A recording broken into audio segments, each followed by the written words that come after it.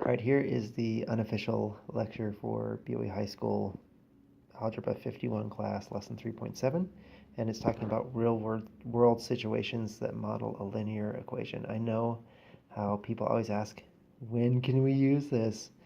I know you'll have to ask that question, so here is your answer of when you can use linear equations.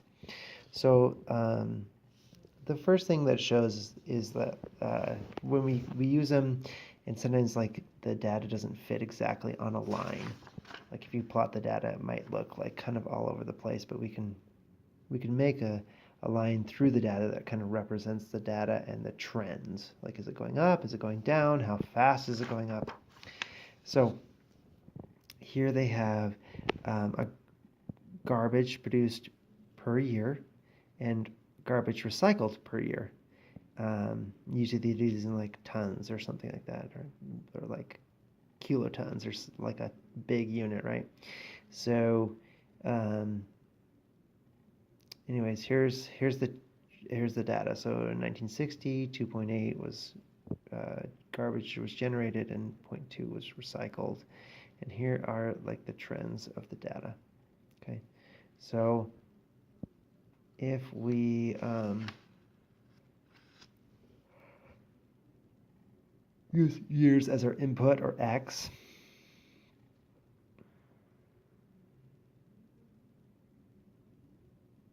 or from the y equals mx plus b, our input is going to be x, or the year, and our outputs will have two different outputs. So we'll have two equations, y1 and y2.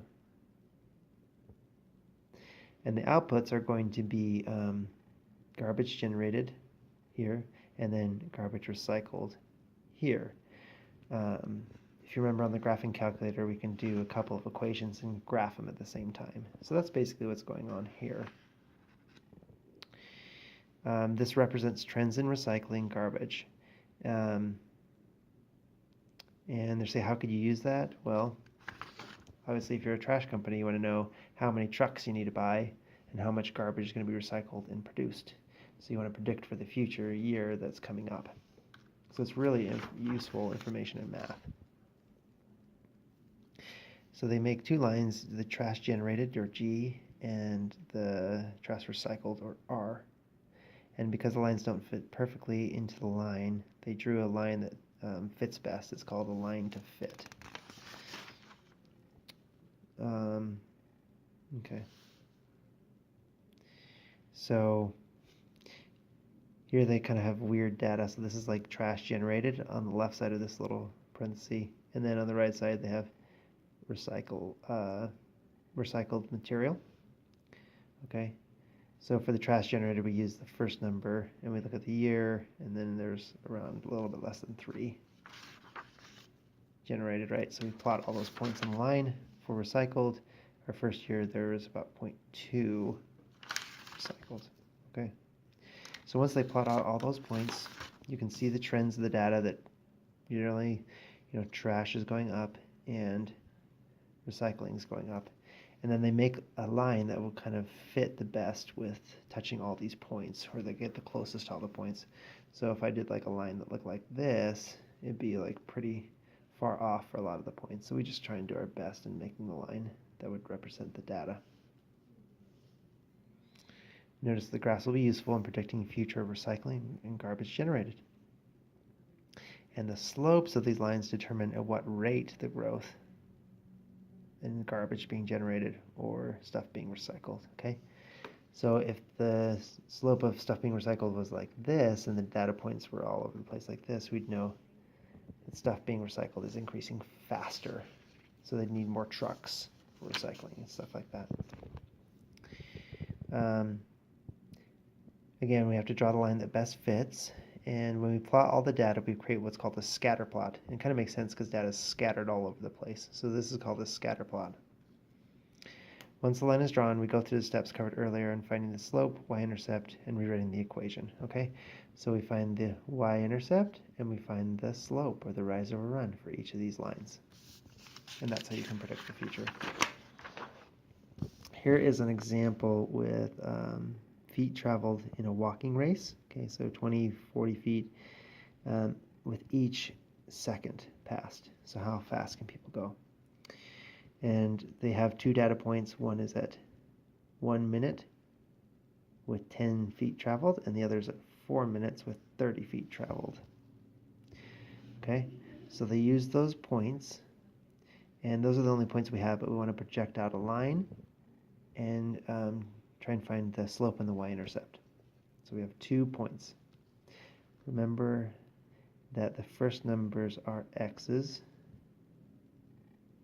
the second numbers are y's, okay, and our second point we label as x2 and y2. And the first one we label as x1 and y1, okay? And the formula for slope is y2 minus y1 over x2 minus x1. Okay, so it's 30 minus 10 over 4 minus 1. Now, one way to think about it, I think that you were trying to figure out, well, is this number always negative or positive? So if you have 2 points, the first one, you can put the 30 over the 4, or whatever is written there. If there's a negative in front of it, you keep it. If it's positive, you keep it positive, okay? And then you have to switch the signs on the second set of numbers. So if it's a minus, you turn it to a plus, and if it's a plus, you turn it to a minus if it's a positive number. So these are both positive numbers, so they're just going to be minus 10 and minus 1, right? So minus 10 and minus 1. Okay, so I get these answers. 30 minus 10 is 20. 4 minus 1 is 3. So the slope is 20 over 3. Okay, now we have y equals mx plus b, but I know m, 20 over 3 times x plus b. Okay, so now I'm going to plug in one of my points, and I always plug in the easier one. When x is 1, y is 10. So I'm going to plug in 1 for x and 10 for y. 10 equals 20 over 3 times 1 plus b. And remember that the first step in these is you always times these numbers out. Okay? And you'll see that they did that here. But it's so easy because it's 1.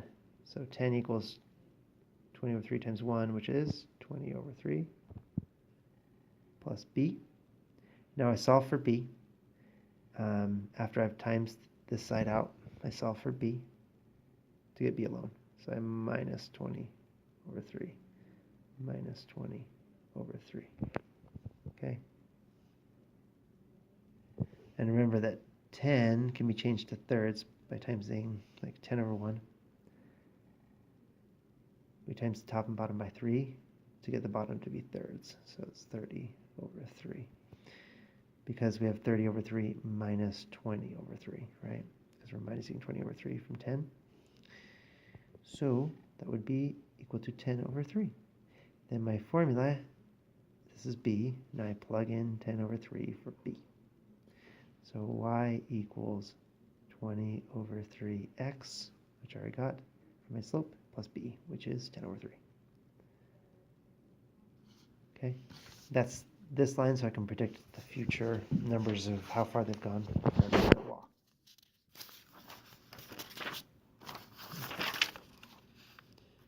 Okie dokie.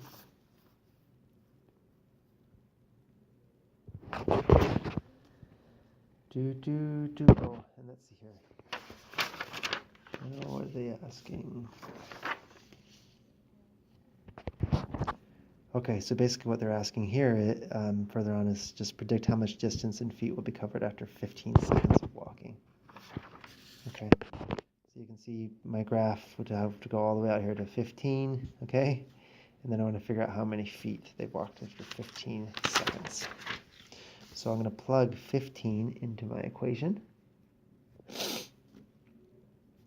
I want to get feet out of it, and I put the time in as my independent variable, or x. So plug in 15 here, 20 over 3 times 15.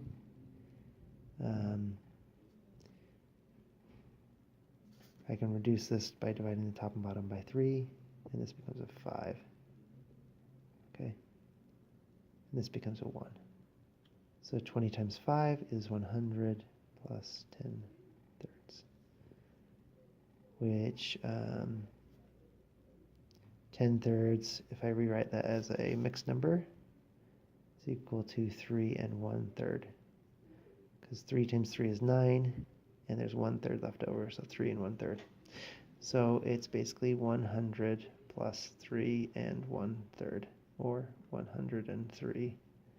Oops, 103 and 1/3. That's how far you've gone after 15 seconds. Okay. So we also have to be careful drawing lines and interpreting parameters. Parameters are basically like the domain or how far the x goes. For example, if you got a paycheck and you get $8 per hour and you made a table, so if I worked 1 hour, I get $8. If I work 2 hours, I get $16 because 2 times 8 is 16. If I work 6 hours, I get $48 because 6 times 8 is 48. So if I make that into a graph, here's what all the points look like. 1 hour, $8, 2 hours, $16, etc., etc., etc.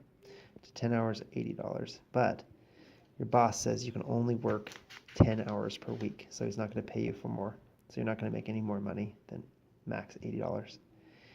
So here's what it looked like if we just connected all the points, and if we made a equation out of that, which we could, it would technically go on forever and ever. But if you look here, the line keeps on going to like -1. If you work -1 hours, you get -$8, but that doesn't make any sense because you can't work -1 hours.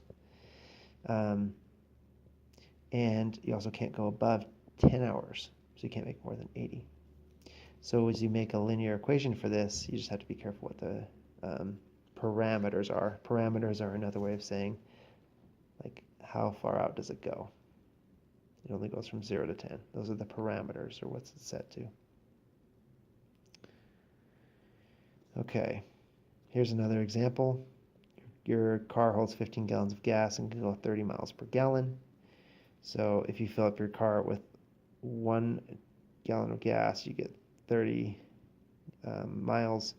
If you fill it up with 15 gallons, 15 times 30 would be 450 miles, okay? So you can see it's like 450. So we just have to think about the parameters, or what are the parameters gallons range from. You can't fill it above 15, and you can't fill it below 0, right? So the parameters are 0 to 15.